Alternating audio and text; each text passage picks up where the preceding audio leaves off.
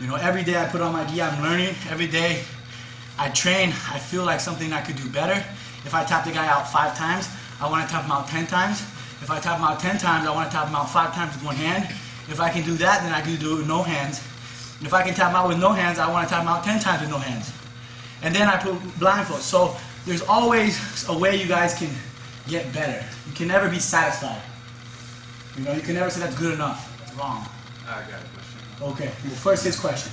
What would you say is the difference between Gracie Jiu-Jitsu and regular Jiu-Jitsu? Well, Gracie Jiu-Jitsu is the only Jiu-Jitsu there is because my grandfather, Helio Gracie, is the one who created this leverage that I've been talking about. He was 130 pounds, and he had to develop a way to use his body weight because he couldn't fight straight with anybody. So he developed ways where the guy would get tired and he would stay comfortable, and then he would take advantage of the situation after however long it may take. So Japanese Jiu-Jitsu is you throw and then you hold the position. And then he couldn't do that. After he threw the guy, if the guy wanted to roll, he would roll. My grandfather didn't have the strength, so he let the guy go and just kept going with the position and go to his back and then go to this and then do that. So the guard position, this position you saw me using mostly today, is what my grandfather created. The guard didn't exist. You know, nobody knew how to fight from the back and feel comfortable. So that's where he felt comfortable because anybody can lay on their back, and he learned the best ways to position his body to where the guys couldn't attack him. And then the guys would eventually get tired and then he would choke them. But an example, the Japanese choke was like this. You get 200, and he couldn't do that, so he would pull him in and use his body weight. So, of course he has to use a little bit of strength. But to show you the extreme, my grandfather could never do one pull-up. Ever. Every one of his fights, when he fought 220-pound guys, he never, his whole career, could do one pull-up. He would go, whoa, his whole life. So his matches lasted a lot longer because he couldn't put the pace on it. But he wasn't never beaten. You know, his idea was if he didn't lose, he won. So that's what my grandfather created. And then my dad, he put on all the connection, all the weight distribution that I was talking about today. That's what my dad invented. You know? So that's the next level. Everybody who learned from my grandfather learned the leverage. And then they put their strength in, and that's what the jiu-jitsu you see today is. But every jiu-jitsu that you see today is somehow learned from my grandfather. Whether it's the purest form, I don't know. Whether it's learned by my dad, who is a completely different martial artist, I think is a completely different type of jiu-jitsu. All the connection, all the leverage, I mean not the leverage, all the weight distribution that I was talking about, that's all my dad. He's the one who took that to the next level. And you know, hopefully, if I'm good enough, I can maybe add some stuff to it, you know. But that's, every jiu-jitsu is Gracie jiu-jitsu. Brazilian jiu-jitsu is just what they call it here in America, or in Canada. I've got difficult shapes always on my back actually because I'm using too much my strength still. And it's normal. It's normal to want to win, and it's normal to do everything you can to not lose when there's somebody trying to choke you. Yeah. You know? Yeah. But the more and more you put your ego at the door and you are open to see what options you can have, because if you see, you get tired very quickly. And what happens when you're training on the street and something happens and you get tired? Then all the jiu-jitsu you learned here was thrown in the trash. So jiu-jitsu is not about time. It's about, you know, feeling comfortable all the time. And the more and more you try to understand the easiest ways, it's too hard to do this, I'm gonna do this. The more and more you, because you're the only one that can get better, you put that effort in to figure out how you can make it easier, how you can use that strength, you know. Try training for 1 hour straight. I doubt it you can train at that pace, you know, but you probably train 3 minutes, 4 minutes, get tired, breathe a little bit, I'm gonna drink some water, okay, now I'm feeling good, now I'm gonna train again, you know, which doesn't make sense. You should be ready to train with one person for an hour, and then you see what really counts, because it only counts when you're tired. When you're strength, that becomes ability, that becomes testosterone, that becomes strength, that becomes your quickness, all the personal abilities you may have last in the first 5 minutes. After that, it becomes technique. So when you use your strengths? Well, I've definitely trained using my strength. I've definitely trained using technique. I've definitely made so many mistakes because I've made all the mistakes you guys have ever made. I wasn't born a black belt, you know, but I always had my dad in my ear telling me the right path to go. And eventually, to get to the point where I've gotten today, I've won a lot of matches, I've lost a lot of matches, I've used a lot of strength, I've gotten tired, I've trained where I haven't gotten tired. So, because I've gone through my whole life of training Jiu-Jitsu, I know now how I want to train and how I don't want to train, the tools I should use and the tools I shouldn't use. And then I just get better and better. But, you know, how long have you been training for? 1 year. 1 year. So you just started. You know, you may think, oh, 1 year is a long time, but if you think about how much you don't know, you're just starting. I train with guys who train for 15 years, and then they feel like, I feel like I'm a white belt with you, because you were training 10 years, 15 years in the wrong direction, going the wrong way, going through the mountains with a bunch of booby traps and things in your way that you don't know, instead of going on a clear path with a nice light at the end of the tunnel. You understand? So the closer you are to Shane and me and my dad and the purest jiu-jitsu, the more time you're going to save if you want. You know, if you don't, you can use your strength all day and I can't do anything about it. I can only show you the path. I can't make you do anything. But for you, an advice is train and don't think about getting tired. Train, and when you get tired, try to keep training and see how much you can't do now because you're tired. And then you start to think, oh, well, I can't do this now because I'm tired. I'm going to do this. And then you start breaking it down into certain positions. Any tips on just getting your breathing together? Is there any drill exercises, any special things you ever learned about just... Yeah, I've learned my whole life. And my dad always told me about breathing. And as a kid, I was like, oh, yeah, breathe. Okay. And I go home and skateboard, do whatever.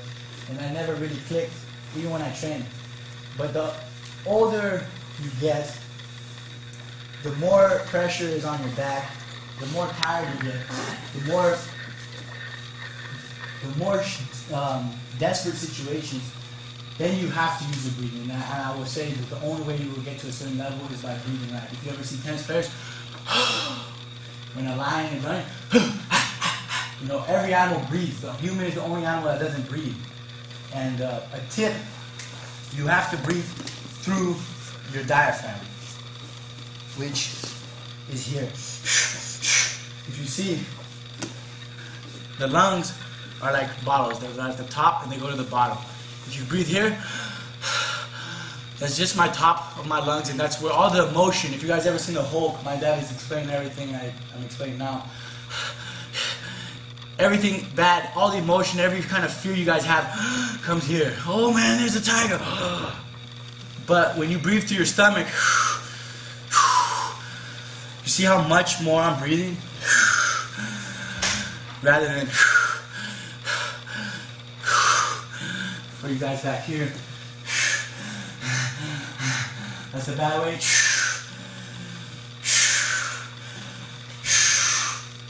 So you want to always breathe out. Always through here. If you feel after a while you're going to get kind of lightheaded because it's so much oxygen going into your brain. And then once you get to a certain level, you can do, if everyone wants to go to this side here, I'll show you guys something.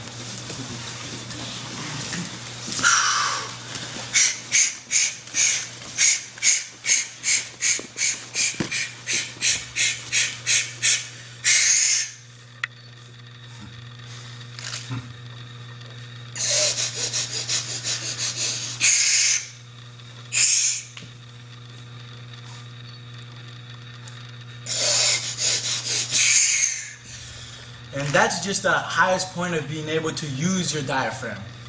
You know, you always want to breathe through here. But a training my dad does that I followed is, you know, when you get into freezing cold water, you guys probably know if there's freezing cold water nearby. So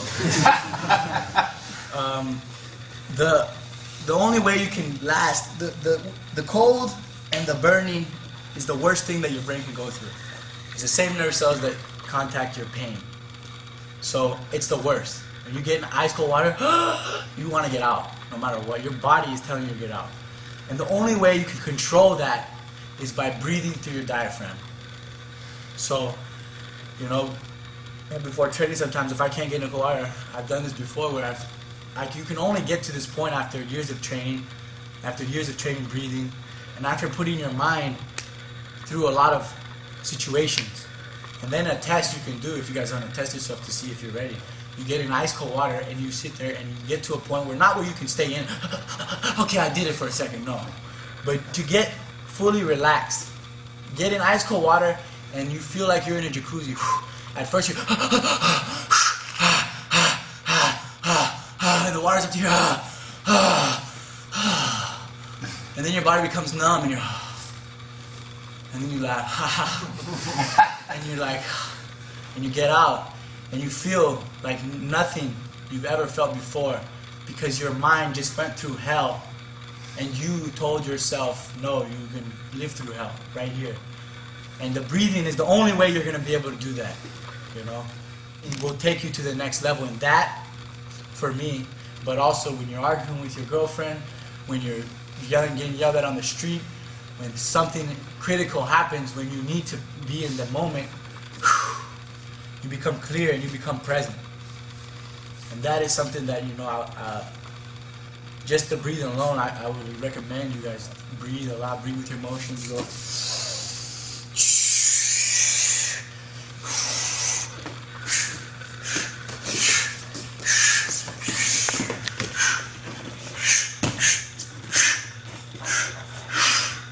And then, you know, there's a you just are everyday learning and pushing yourself, and then you get to a point where it doesn't matter what happens, you're ready for it.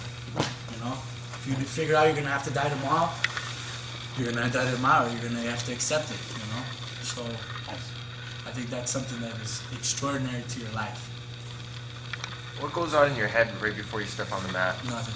Nothing. Yeah. I just put everything in God's hands and I see whoever's better. Well, definitely I've lost, and every time I lost, I was thinking I was going to beat the guy. But every time I've went into a fight and I said, okay, well, I did all the training, there's nothing more I can do, and let's just see what happens. And I'm going to be present, and if he makes a mistake, I'm going to catch him, and if he beats me, he beats me. That's the way you should go into every fight. It's every time I fought with a different kind of perspective, I've lost. Or it was a very tough fight. And every time I train like that, it's the same thing, because I was ready to train with a lot of people today, and I could have gotten beat. I could have got tapped. If I would make the wrong mistake, I could. So I'm willing to put myself on the line and test myself to see what happens, because that's what drives me. A lot of the positions that have evolved today, where 50-50 guard, you know, the guys do that, you know, and guys do these certain positions where you're confused. But if you dissect the position, it's very easy to stop, and then they have nothing. Then you can beat them. When you are confused, you say, "Oh my God, what's this going on? Oh man, I'm gonna do something. I better do something." And then you get swept, and then the guy stalls, and then you lose the points. So rubber guard and all these new guard, X guard, and all this stuff is good for competition. But I don't train for competition. I train for life. So many times I've lost in the tournament, or I haven't lost many times, but every time I've lost, or sometimes I've lost. You know, one example is Lucas Leite. This guy's got a very good guard. He gets to the side here and he does this. And he sits there and he'll wait, and he swept me. But if it was a situation where Jiu-Jitsu is on the street, or in what Jiu-Jitsu is about, defending yourself, he would never be there because I would be punching him in the face. So it's not a correct position. It's not correct. It's not right. So in Jiu-Jitsu, the rules allow 10 minutes. The rules allow certain stuff to happen where you can be, but those guys don't have the submissions in their mind, and even if they do, that's not something that is on their mind to do, because they would be doing it more. And I'm not taking away any of the fighters, because Lucas Leite is a great athlete, a great person, and he puts it on the line. That's what's most important. Whether he does it his way or my way, I can't say that that's wrong. I just don't do it because I don't like it and I don't believe in it. So I don't say that there's a bad jiu-jitsu, but I believe so much in my jiu-jitsu that I'm willing to put it and see. And if you beat me, then you beat me. But I want to see you beat me for the rest of my life, because I'm going to keep training and figuring out a way to beat you.